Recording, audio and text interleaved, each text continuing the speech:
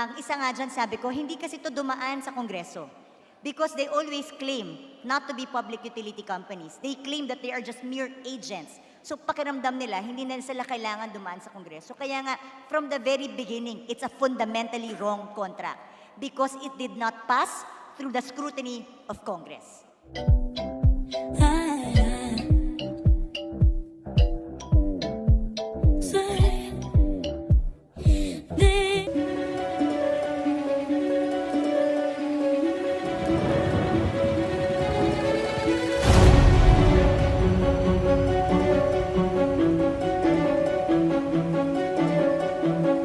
Mula pa po noong 2003 na rate rebasing, laging panakot ito ng mga concessionaires. Pag hindi nyo kami ininkrisan, tatakbo kami sa arbitration. Hanggang finally, nung huli, nanindigan ang MWSSRO, hindi sila pinayagan mag-increase at tinotoo nga nila, tumakbo sila sa arbitration. At doon, sinasabi nila, ang laki daw ng lugi nila dahil hindi sila pinayagan mag-increase ng presyo. Pero kung titignan mo ang kanilang year-end statement, financial statements, napakalaki naman ng kinita ng 2 bilyonaryong kumpanyang ito. At ang price per share nila sa Philippine Stock Exchange have increased tremendously. Kaya hindi ko nakikita kung paano sila nalugi doon sa hindi pag-increase ng presyo. Kaya hindi ko nakikitang napag-aralan mabuti ng arbitration at palagay ko hindi tinignan ang mga libro nila sa claim na sila ay nalugi dahil hindi sila nakapagtaas ng presyo ng tubig. Dahil nakita ko nga na isang provision nito ng concession agreement na hindi nararapat at hindi tama. Ang isa nga dyan, sabi ko, hindi kasi ito dumaan sa Kongreso. Because they always claim not to be public utility companies. They claim that they are just mere agents. So pakiramdam nila, hindi na sila kailangan dumaan sa Kongreso. Kaya nga, from the very beginning, it's a fundamentally wrong contract. Because it did not pass through the scrutiny of Congress. That's number one. Kaya nga pinag-aaralan namin, baka void ab initio na ang kontratang ito to begin with, kasi hindi siya dumaan sa kahit anong scrutiny ng Kongreso. But this is a public utility company. It should have passed through us. And the concession agreement, sinuko ng MWSS yung kanilang pagiging public utility doon sa concession. Diba? Pinasa niya sa concession agreement. Kaya sinasabi natin, hindi tama ito. That's why we have been questioning some provisions of the concession agreement from the very, very beginning. Unfortunately, no one was listening. Way back in 2010, nandito rin po ako, nagsasalita din po ako, pero wala rin pong nakikinig. Pero ngayon, si Pangulong Duterte na mismo ang nakadiskubre nito. Kaya nagpapasalamat ako talaga sa ating Pangulo dahil napakalakas po ng political will niya talaga na labanan ang mga malalaking kumpanyang ito na matagal na pong pinadurugo ang ating mga mamamayang Pilipino. Tama po yung observation na maraming mga basis, mga dahilan para dapat sa minimum ni-review na yung contract before dati. Tanong ko po, hindi pa tapos yung kontrata, tama po. Kailan po dapat siya kailan po dapat ito matatapos sa pagkaalam ng ating kinatawan na Mr. Speaker? Mr. Speaker, sa 2022 pa po dapat mag-expire. Pero ni-renew na noong 2009 or 2014, basta nag-renew na sila ng extended for 15 years. Kaya ang naging bagong ending ay 2037. That's why also part of my recommendation is to cancel the extension.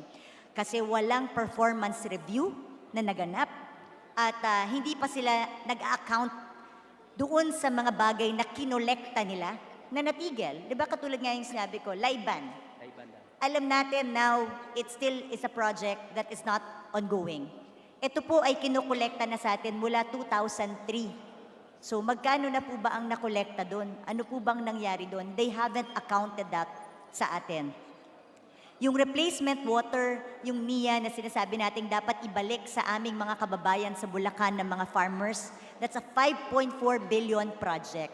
Sinimulan na po nilang kolektahin ito mula 2007 rate rebasing. Hanggang ngayon, kasama pa rin po ito sa ating mga financial feasibility studies na binabayaran pa rin po ng taong bayan. Ang tanong, na-bid out na po ito at may nanalo na yung Bulacan Bulk.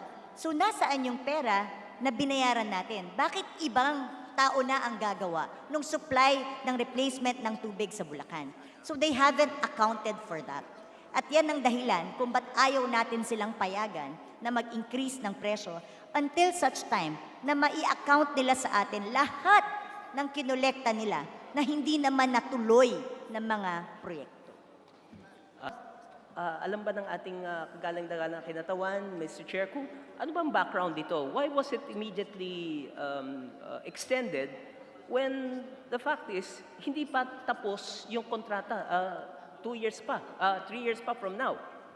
Sa pagkakaalam ko, Mr. Speaker, tinakot na naman ang gobyerno ng mga concessionaires na, naku, lalaki ang presyo ng tubig kasi sa laki ng investment namin.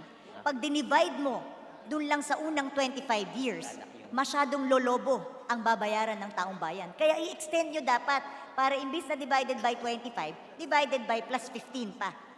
Ganun na naman, tinakot na naman ng gobyerno, nauto naman yata tayo sa gobyerno at nai-extend naman po natin without a performance review. At kaya yun nga yung nilalaban natin that hindi naman dapat ganun. Kasi pinasok mo yan on a 25-year contract. You made business plans based on a 25-year contract when you signed the concession agreement in 1997.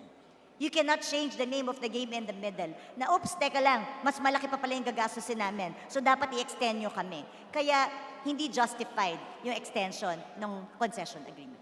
Unfortunately, like I have been shouting for the longest time, they have an incestuous relationship inside that building, corporate office, regulatory office, and the concessionaires. How can you regulate people who feed you? I have been shouting this for the past 10 years.